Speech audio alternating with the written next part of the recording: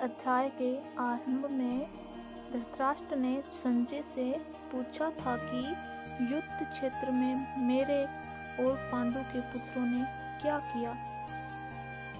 अतः संजय ने दूसरे श्लोक से 13वें श्लोक तक धृतराष्ट्र के पुत्रों ने क्या किया इसका उत्तर दिया। अब आगे के श्लोक से संजय पांडु के पुत्रों ने क्या किया इसका उत्तर देते हैं। श्लोक 14। ततः श्वेतैर्ये ये युक्ते महति स्वेदने स्थितो माधव पांडवश्चैव दिव्यो शंखो प्रद्युम्नतो। व्याख्या। चित्ररथ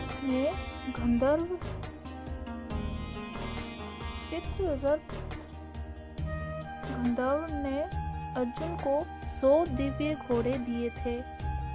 इन घोड़ों में यह विशेषता थी कि इनमें से युद्ध में कितने ही घोड़े क्यों न मर जाएं, पर इनकी संख्या 100 की 100 ही बनी रहती थी, कम नहीं होती। ये पृथ्वी, स्वर्ग आदि सभी स्थानों में जा सकते थे।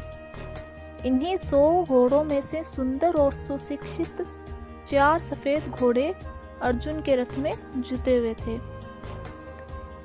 यज्ञों में आहुति रूप से दिए घी को खाते खाते अग्नि को अजीर्ण हो गया था।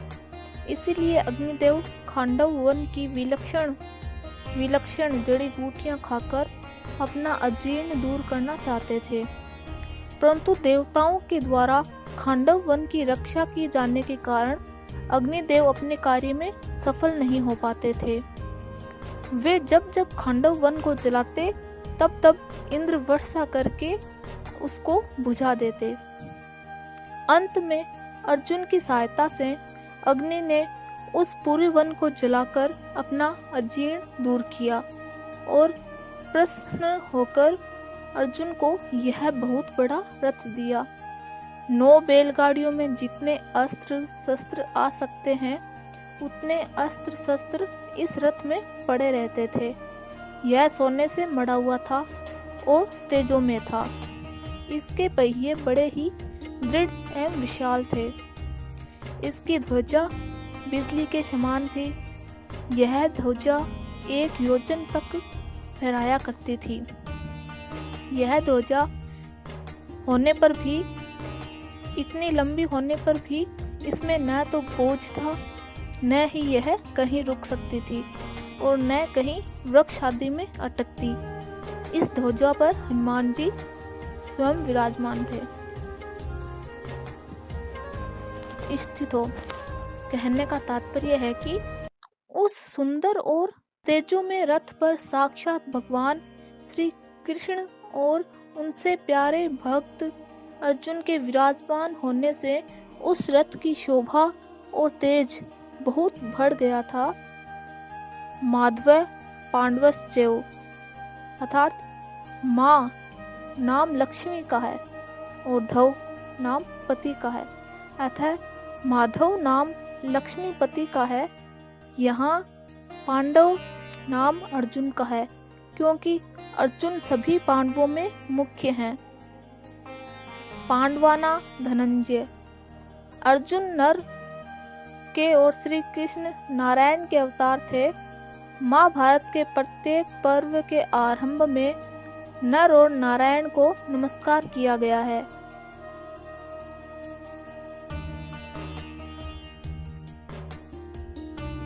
इस दृष्टि से पांडव सेना में भगवान श्री कृष्ण और अर्जुन ये दोनों मुख्य थे।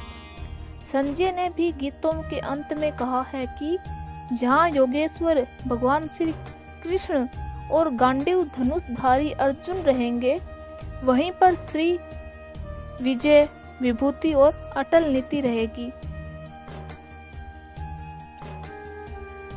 दिव्यो शंखो प्रद्युम्नतो अर्थात भगवान श्री कृष्ण और अर्जुन के हाथों में जो शंख थे वे तेजों में और अलौकिक थे।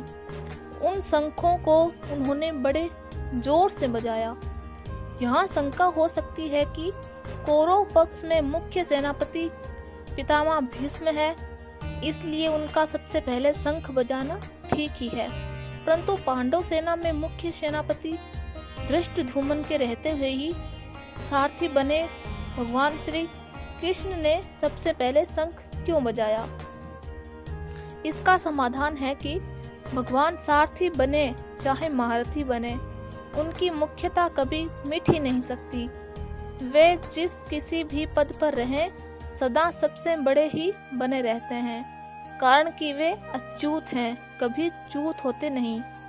पांडव सेना में भगवान श्री कृष्ण ही मुख्य थे और वे ही सबका संचालन करते थे। जब वे बाल्यावस्था में थे, उस समय भी नंद, उपनंद आदि उनकी बात मानते थे। तभी तो उन्होंने बालक श्री कृष्ण के कहने से परंपरा से चली आई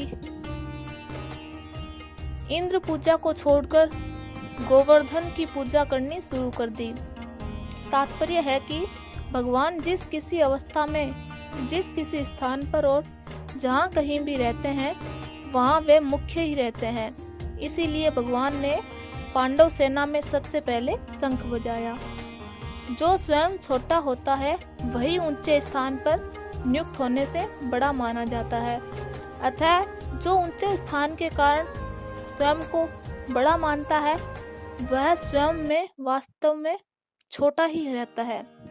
परंतु जो स्वयं बड़ा होता है पर जहाँ भी रहता है, उसके कारण वह स्थान भी बड़ा बन जाता है।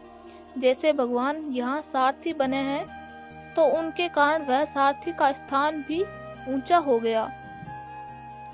श्लोक 15। अब संजय आगे के 4 श्लोकों में पूर्व श्लोक का खुलासा करते हुए दूसरों के शंख वादन का वर्णन करते हैं। पांचजन्य ऋषिकेशो देवदत्त धनंजय पौड्र दधमो महाशंख भीमकर्मा वृकोदर। अर्थात पांचजन्य ऋषिकेश सबके अंतर्यामी अर्थात सबके भीतर की बात जानने वाले साक्षात भगवान श्री कृष्ण ने पांडवों के पक्ष में खड़े होकर पांचजन्य नामक शंख बजाया। भगवान ने पंचजन नामक शंख रूपधारी दैत्य को मारकर उसको शंख रूप से ग्रहण किया था। इसीलिए इस शंख का नाम पांचजन्य हो गया। देवदत्त धनंजय। राजसूय यज्ञ के समय अर्जुन ने बहुत से राजाओं को जीतकर बहुत धन इकट्ठा किया था। इस कारण अर्जुन को धनंजय नाम पड़ गया। निवात के वाचादि दैत्यों के साथ युद्ध करते समय इंद्र ने अर्जुन को देवदत्त नामक शंख दिया था। इस शंख की ध्वनि बड़े जोर से होती थी, जिससे शत्रुओं की सेना घबरा जाती थी। इस शंख को अर्जुन ने बजाया। पौड्र दधमो महाशंख भीमकर्मा वृकोदर। अर्थात हिडिंबासुर, बकासुर, जटासुर आदि असुरों तथा कीचक, जरासंध आदि बलवान वीरों को मारने के कारण भीमसेन का नाम भीमकर्मा पड़ गया। उनके पेट में जठराग्नि के सिवाय वृक नामक एक विशेष अग्नि थी, जिससे बहुत अधिक भोजन पचता था। इस कारण उनका नाम वृकोदर पड़ गया। ऐसे भीमकर्मा वृकोदर भीमसेन ने बहुत बड़े आकार वाला पौड्र नामक शंख बजाया। श्लोक 16। अनंत विजय राजा कुंती पुत्रो युधिष्ठिर नकुल सहदेव सचे सुघोष मणि पुष्पको। अर्थात अर्जुन, भीम और युधिष्ठिर ये तीनों कुंती के पुत्र हैं और नकुल, सहदेव ये दोनों माद्री के पुत्र हैं। यह विभाग दिखाने के लिए ही यहाँ युधिष्ठिर के लिए कुंती पुत्र विशेषण दिया गया। युधिष्ठिर को राजा कहने का तात्पर्य है कि युधिष्ठिर जी वनवास के पहले अपने आधे राज्यम के अनुसार 12 वर्ष और 1 वर्ष अज्ञातवास के बाद वे राजा होने चाहिए थे।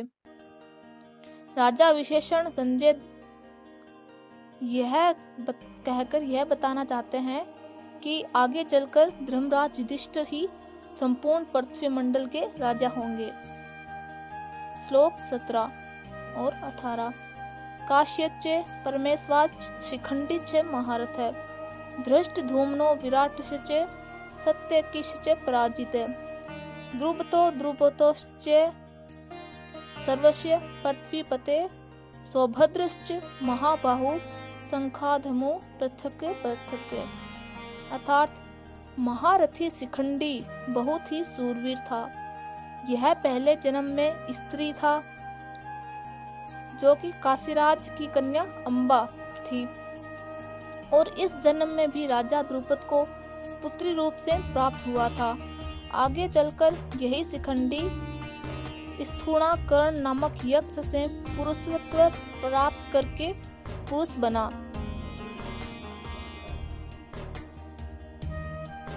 भीष्म जी इन सब बातों को जानते थे और शिखंडी को स्त्री ही समझते थे। इस कारण वे इस पर बाण नहीं चलाते थे। अर्जुन ने युद्ध के समय इसी को आगे करके भीष्म जी पर बाण चलाए और उनको रथ से नीचे गिरा दिया। अर्जुन का पुत्र अभिमन्यु बहुत सूरवीर था। युद्ध के समय इसने द्रोण निर्मित चक्रव्यूह में घुसकर अपने पराक्रम से बहुत से वीरों का संहार किया। अंत में कौरव सेना के 6 महारथियों ने इसको अन्याय पूर्वक घेर कर इस पर शस्त्र अस्त्र चलाए।